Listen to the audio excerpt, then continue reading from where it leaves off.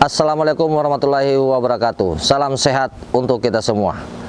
Alhamdulillah pada tahun ini, tahun 2021, kita telah membangun percontohan budidaya udang semi intensif dan intensif sistem klaster yang ada di lokasi Aceh Timur dan Aceh Tamiang. Dengan pembangunan klaster ini diharapkan adanya percontohan dan peralihan teknologi yang tadinya masyarakat hanya memelihara sistem tradisional, kemudian kita naikkan jadi semi intensif dan intensif.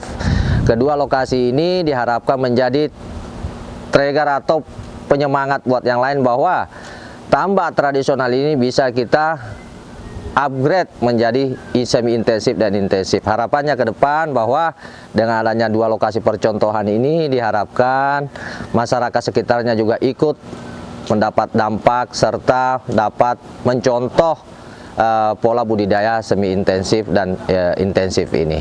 Harapan kami ke depannya bahwa pembangunan klaster ini akan dapat berdampak luas ke masyarakat sekitar khususnya Aceh Timur dan Aceh Tamiang.